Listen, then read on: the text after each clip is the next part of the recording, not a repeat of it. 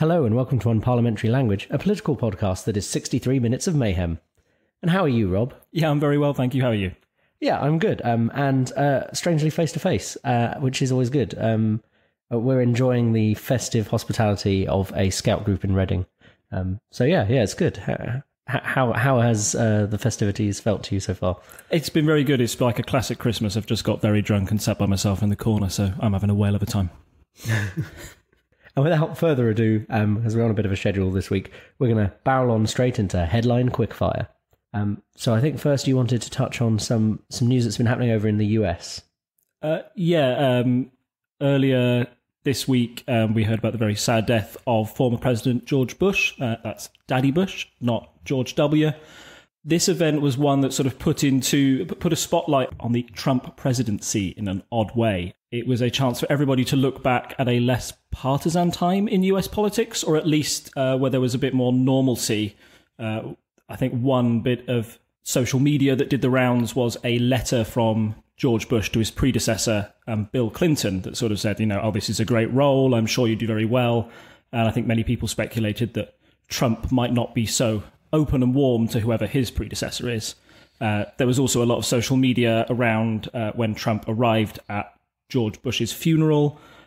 He notably shook the hand of Obama and Michelle, but Bill was ignored and Hillary Clinton just kept staring straight forward like he wasn't even there. In conclusion, it's been quite a sad moment for American politics. Everybody's had a time to reflect, and even though Trump was seen as being more presidential, because I don't know, he didn't pull a McRib out of his pocket at the actual funeral or anything like that.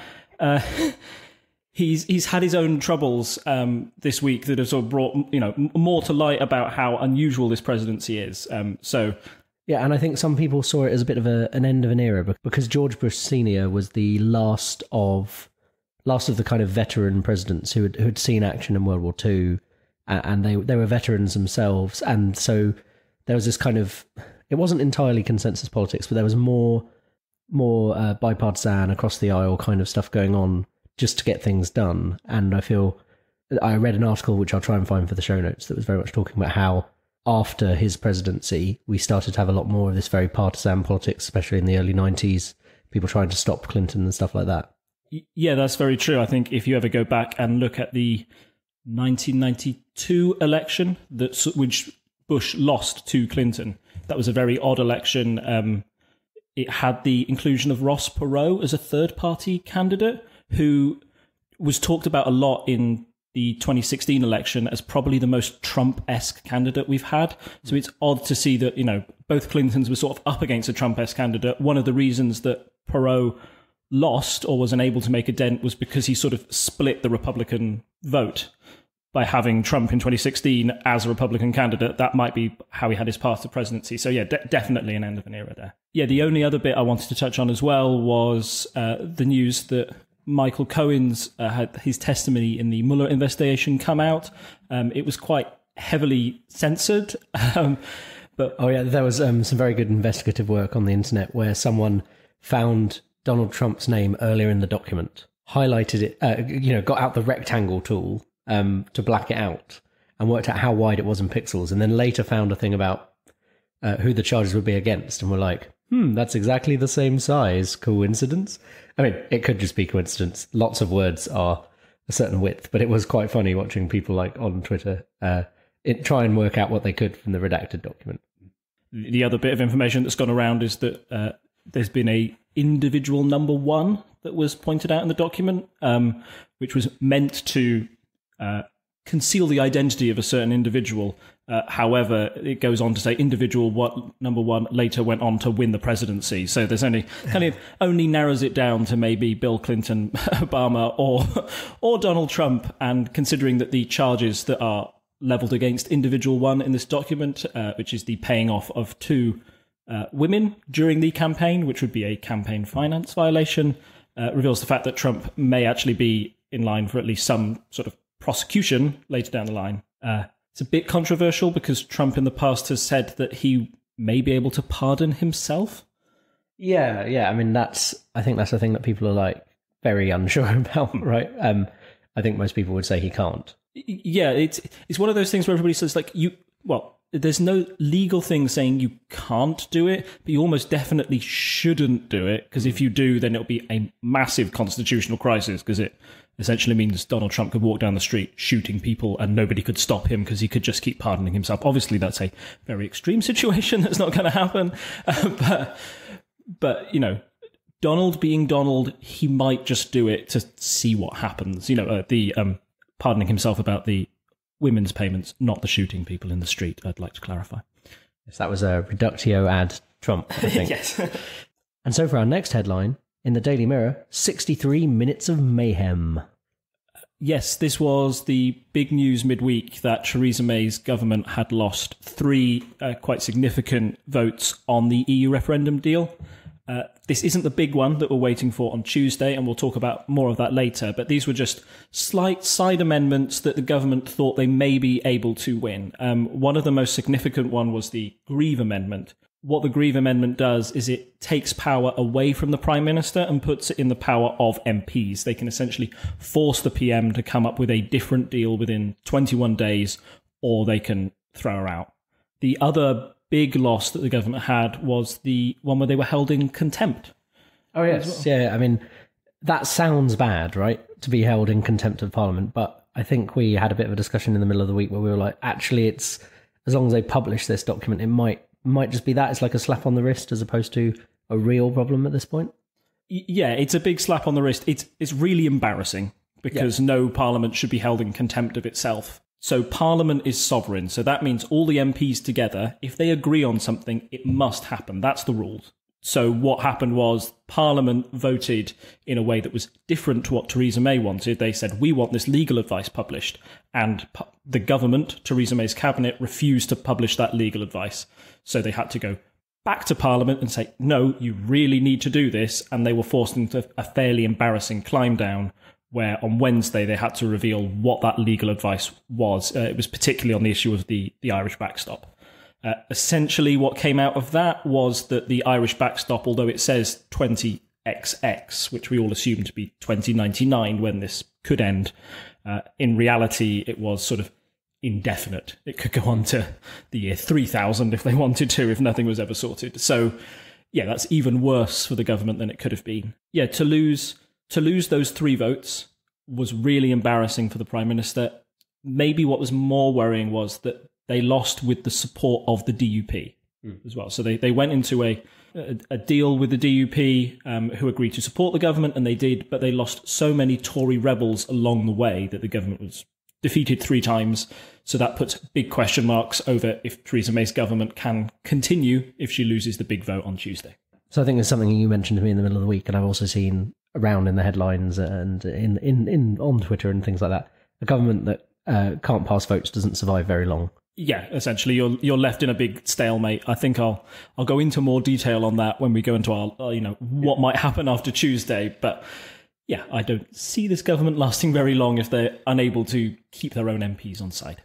So for our next story in the Financial Times, Huawei executive arrest sparks market turmoil and Beijing fury. Yeah, this is the story that the daughter of the Huawei CEO, and I believe that she's also the financial CFO. CFO, yeah. And I think she's also like one of the big financial directors in the company, was recently arrested in Canada.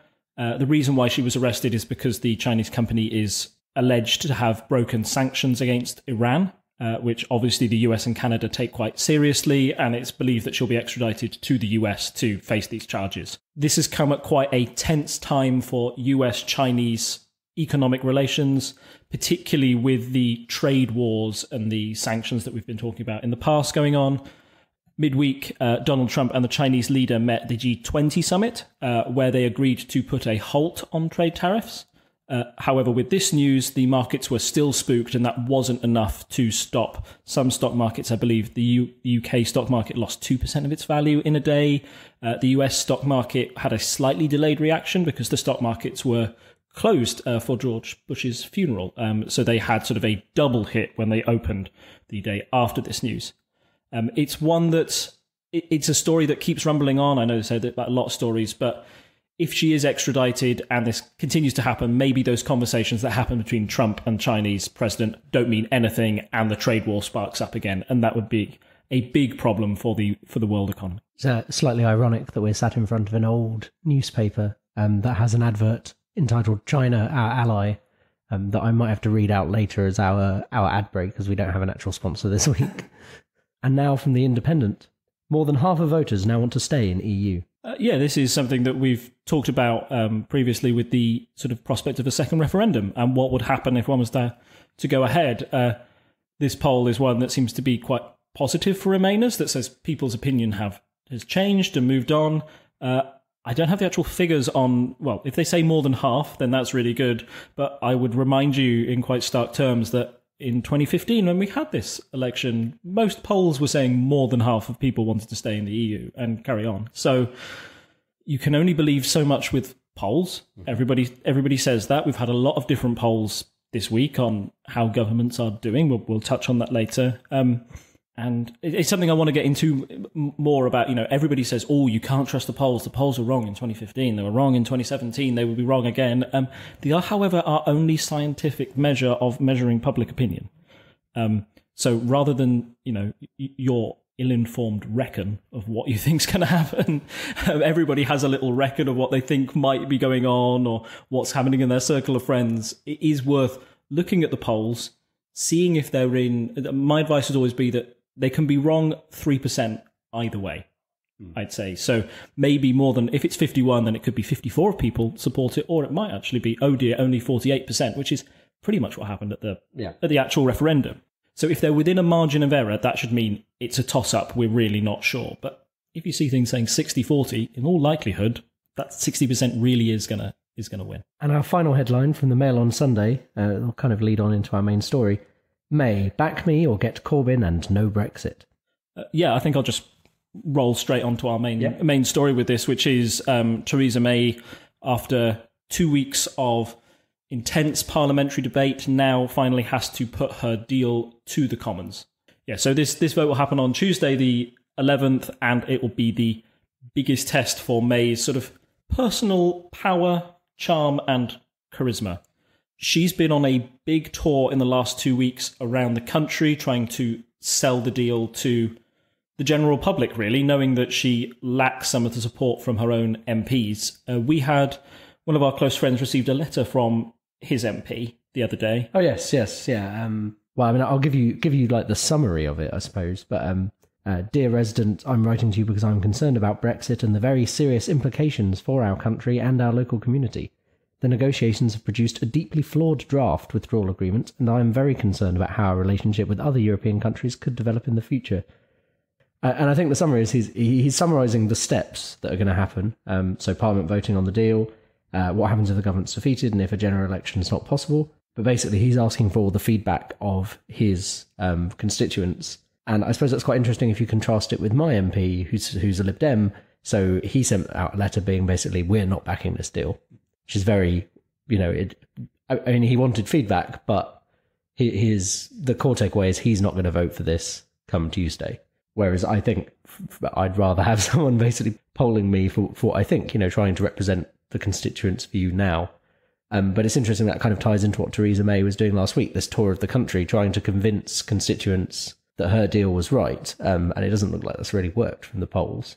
But yeah, I mean, it's kind of interesting, how many MPs are going to be voting based on what they think and how many on what their constituents want them to do. Yeah, I think that depends on which party is in your local constituency. So the Lib Dems campaigned in 2017 on a very strong platform of, no, we want to remain, we will give you a second referendum. Very unlikely that any of them will vote for any deal that makes them leave. Conservatives and Labour, some of them will be Remain-leaning Conservatives in their own heads, but might be in a Leave constituency, so they may feel bound by that to follow the will of their constituents. The same for Labour. So having a Conservative MP saying, I'm not sure about this deal, but what do you guys think? If I get suddenly 80% of all the letters that come into my office are saying, no, you need to support this deal, then Theresa May's plan will have worked and she'll have won the country. And that's sort of her gambit. The other part of May's gambit, which is slightly odd, I think it's encapsulated perfectly in that in that headline there. So what she said is, back me or get Corbyn and no Brexit. So that's her speaking out of one side of her mouth to the Brexiteers, saying, you might not like this deal, it's not perfect, however, it could be much worse, you might not get anything you want at all, and not only that, but you definitely don't want Jeremy Corbyn in, you still want a Conservative leading. Out of the other side of her mouth, she's trying to speak to centrist sort of like Labour MPs, saying, if we don't do this, we'll get no deal, and it'll be terrible, and the whole economy will crash, and you don't want that, so support my deal. So she's two almost very conflicting opinions going out at the same time. And I don't know if she realises this, but we can hear both, Theresa. We can hear them both really clearly. I know you're trying to split your message, but it's just out there. And to me, that's one of the reasons why it seems to have failed to swing the country in any wild direction. So again, I will preface this by saying this is sort of my feeling. This is not based on any scientific opinion, but I feel that if the deal had massive waves of public support, we would have seen newspapers supporting it. We would have seen big polls on the front of the Daily Mail, the Daily Express, the leaving papers saying, no, this is May's deal for Britain and everybody supports it. But we haven't. We just haven't had the science there. Compare that with The Independent running their story on saying that, okay, now the support for remaining in the EU is getting bigger. It seems to me that this deal seems to have at least united people. Well, some people, or at least tipped the balance in the favour of Remain. I don't know what you think on that. I think the thing here is Theresa May seems to have stuck around a lot longer than people anticipated. And she was able to ride a lot of the negative feeling. So, I mean, she took on a country that was split down the middle, pretty much 50-50, as we know from the vote. And we've discussed many times how hard it is for her to do anything that will please everyone because, well, I mean, I would say it's impossible. She's never going to please everyone. She's, best case, maybe she came up with a Remain-like deal that didn't annoy most Remainers and some Brexiteers would be okay with because on paper we were leaving. But really it would be like, a bit like the Norway situation. So maybe there's a deal like that where she actually somehow gets more than 50% of the country on side. But with basically any deal that happens, it's going to be less than 50% of the population who like it. Even if you get a Brexit, like the hard Brexiteers, maybe if you've got the hard Brexiteers idea of Brexit, maybe 20% of people are like, yeah, that's what I really wanted. And then you have 30% of people who still voted Brexit being like, that's a bit hard, really. We didn't want to lose all these things that we had and be poor now. So, yeah, it was always going to be tough. And I feel like she's kind of got to the end of her political capital that she's had with people. She's somehow managed to, impressively so, like we keep talking about how the Tory government has managed to keep about 41%-ish in the polls, just ahead of Labour, consistently since the general election. And I'm not sure how she does it, really. It's impressive because we can see the kind of spin that's trying to be put on these things. We can pick that all apart, and somehow it's worked up until now. And now we've finally got a deal, and we can actually, I suppose maybe that's it. Maybe now that we actually have something to point to and criticise, it's a lot easier to criticise than the kind of woolly criticism we had before. Yeah, it has worked till now, but I would say it's barely worked. And if you look back at Theresa May's history, how she became Conservative leader in the first place, she became Conservative leader without even having a vote. Everybody else dropped out, and she was sort of the one left holding the ball, like, okay, I guess I'll run this Brexit thing now. She then called a general election in 2017, which she she won, she got the most MPs, but she didn't get a majority. She lost, and the reason why she lost, or one of the big reasons many people pointed out, was that her personal campaign, her own will to that she didn't want to do a debate on TV, she came across very badly to the general public, she lost that support. This is the person that we still decided to say, okay, but I guess you're the best person to go and negotiate the deal. I don't think we should be surprised that it's could have come out in this fudge, in this odd way that nobody's going to support it. It appears that, one of Theresa May's best characteristics is her ability to get her head down in the face of criticism and carry on regardless. But it's got to a stage now where I think that's almost foolish. We are barreling into a vote on Tuesday, which from the moment this deal was released, we were talking about it 2 weeks ago, and now Parliament has had 2 weeks to debate it. We said last week probably not going to pass. Everybody else said, well, this doesn't seem to... She hasn't been able to weave this political magic to get these all sides on board. The DUP are already saying that they'll reject it. This big bunch of Conservative MPs are saying they're going to reject it. Labour's definitely not on side. So it seems foolish for her to go ahead with this Commons vote when it seems almost inevitable that she'll lose. I know we touched on this last week, but if she loses on Tuesday, where does that leave us? I've seen a lot of infographics the last week. Do we want to kind of summarise the main points there?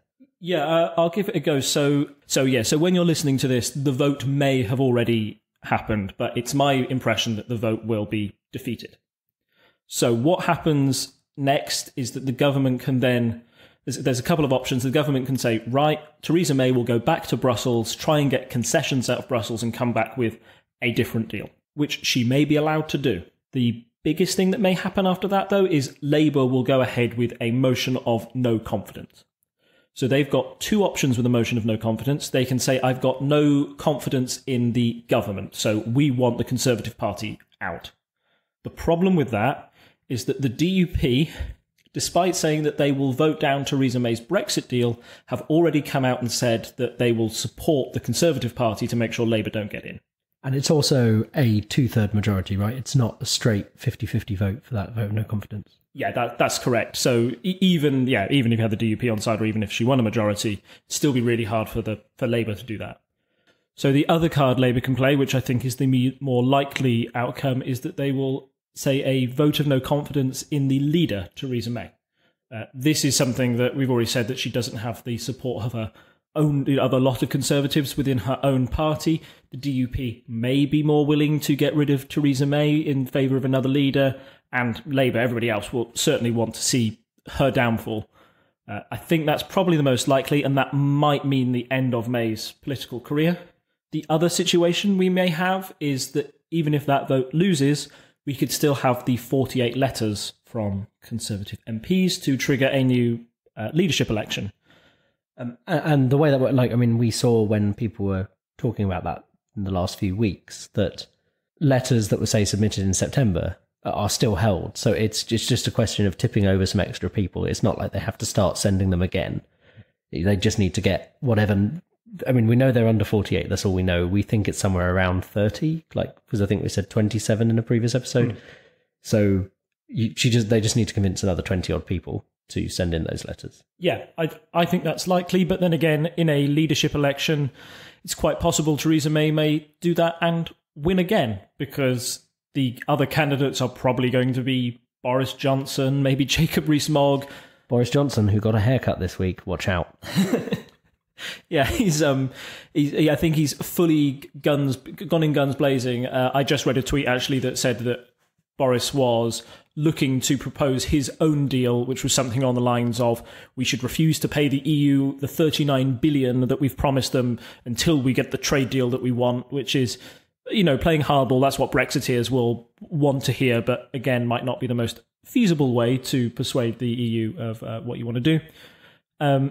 So after all of that, so we could have a situation where Theresa May faces a vote of no confidence, probably would win that. I think even if she's got one against her leadership, although she might lose, that would probably trigger a leadership election within the Conservative Party. And it's entirely possible that she comes out as a winner again in that. The other possibility is that, Theresa May has said herself that Labour could get in, and Labour will certainly be pushing for a second general election.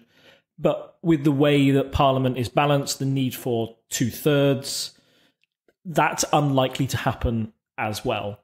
And I think it would be, the government would be foolish to run a general election right now. They're probably, people are going to be most disenfranchised with the government right now. And also in the lead up to Brexit, it's just going to make a terrible mess for everyone.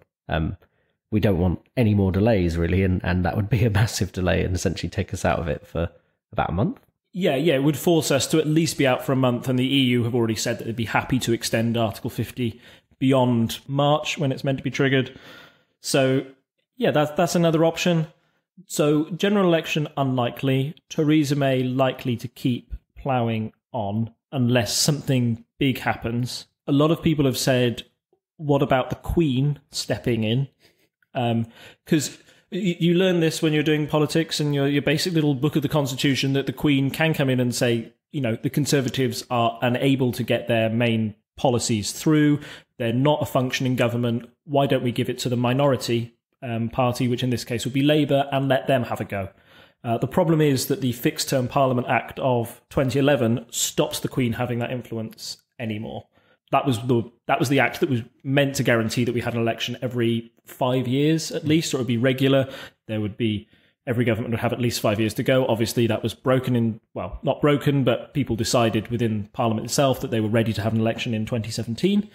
Again, I think this means it's unlikely that the Queen can step in. She can't do anything. Labour can't really come forward with a run as a minority. So again, I think that's unlikely to happen. The other scenario that has been put out is that you get a coalition government, almost like a wartime emergency coalition between central Conservatives and central people within the Labour Party. So that would be very much, we've got to get this done, guys. Let's go. Maybe not bring back rationing. That probably wouldn't be great, especially not around Christmas. But, I'd like to think that even now with quite divisive politics, that if something really needs to get done, the whole country could actually finally get behind that kind of idea. I mean, the rhetoric has been very divisive recently, so it would remain to be seen. But I'd like to think that if we got to that position, people would be able to band together and at least not screw us over as much as no deal. Yeah, that's the point, that the whole spectre of no deal is the thing that would have to bring the country together. If you're really staring down the barrel of that and you're thinking, oh my goodness, we're going to have 6 months of queues at Calais or Dover, the ports, which is something that's been touted in the newspapers as something that could happen, shortage of insulin, food prices going up. If that was the alternative, then I think a government in the national interest might be something that comes together. But that's very pie in the sky. It's all very what's kind of throwing things at the wall and seeing what happens. We won't really know what happens until Tuesday, and I think we probably won't know until a couple of weeks after that. In summary, I think the most likely scenario is that Theresa May loses this first vote. She's forced to go back to the EU, and then we have a second vote with a slightly adjusted deal. I don't think it'll change a lot. I think that will be the one where Theresa May just is like, right, guys, we really need to get this done, or it is no deal. And if she loses that, that's when the proverbial poo will hit the fan. Always one to end on a hopeful note there, Rob. Merry Christmas, everyone. Sleep tight. Advertising from 1942. China, our ally. Peace-loving China, Britain's friend over many years and today her ally, has won the admiration of the whole empire in her long struggle against Japanese aggression. So immense that even her provinces have the area and population of a European country.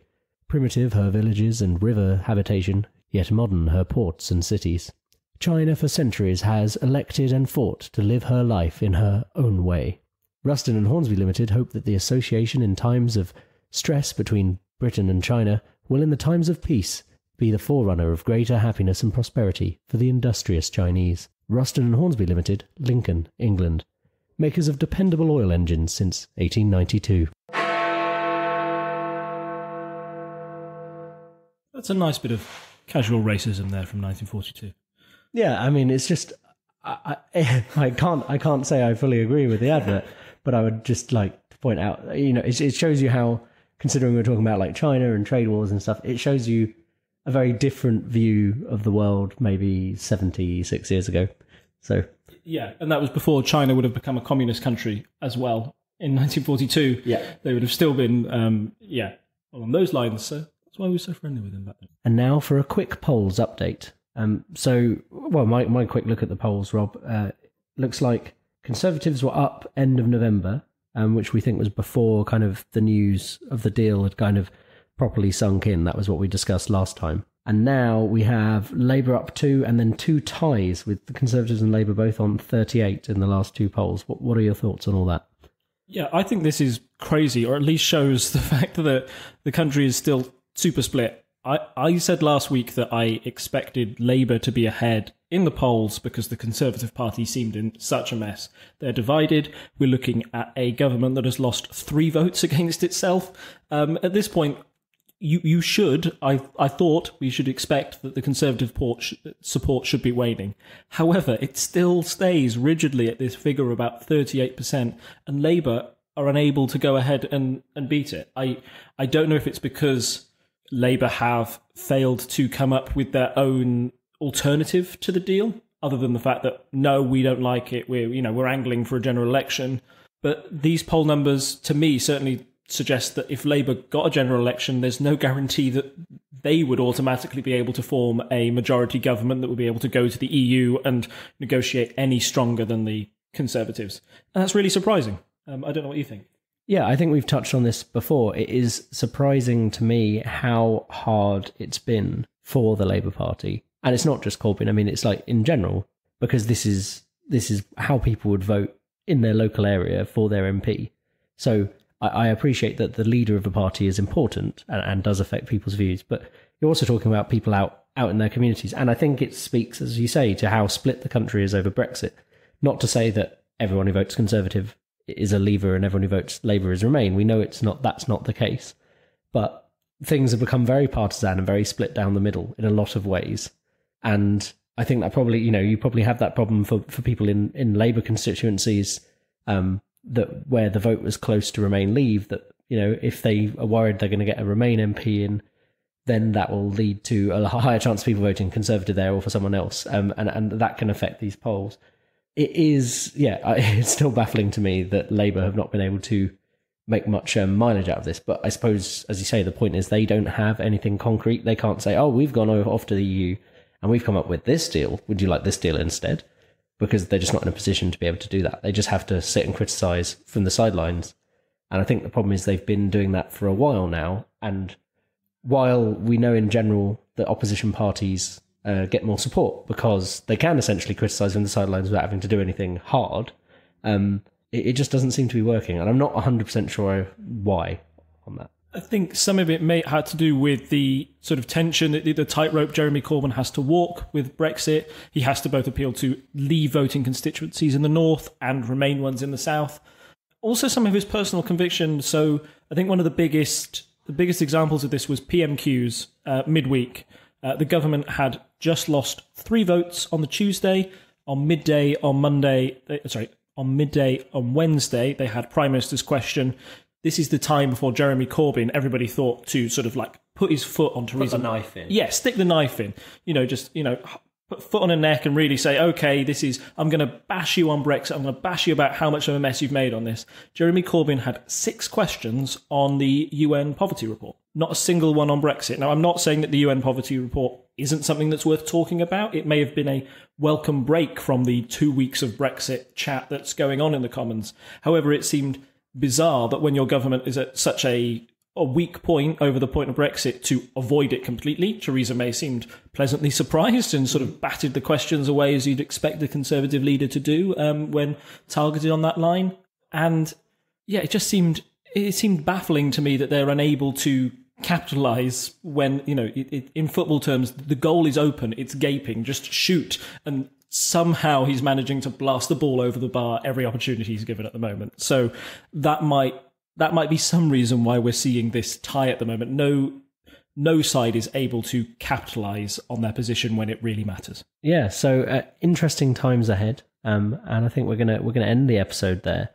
2 weeks away is the 23rd of December. Are we going to do something special for Christmas? I assume there won't be any immediate news. I mean, we'll have 2 weeks of news to talk about maybe, but do we want to do something slightly special for the Christmas period to tide people over? Yeah, I don't know what that will be, but we'll see what we can come up with in 2 weeks' time. There'll definitely be news to talk about. Like we say, this vote will have gone through. We might be looking for a very Merry Christmas or one sort of hiding under the sofa, just, huddling around our loved ones, getting a tin of Spam and all the tin foods we can to just settle down for the long, hard winter. So, if it's that, then we'll bring some Christmas cheer. Join us next time for hopefully some good news with relation to Brexit. And also just to note that Rob will be joining us on the not the next published episode, but the next to be recorded episode of How Many Things to tell me why sports ball is so good. As always, you can find us on Facebook at Unparliamentary Language, Reddit at /r/unparliamentary, on Twitter at Unparl Podcast, on Instagram at Unparl Podcast, and of course, if you really like what we do and want to throw a few dollars our way to help pay for the website and buying more microphones and other things that we need to keep producing these shows, then you can go to patreon.com/TTSS. And I suppose that's it from me. That's good night from me. And it's a good night from him. Bye. Bye. Bye. Bye. Bye. Bye.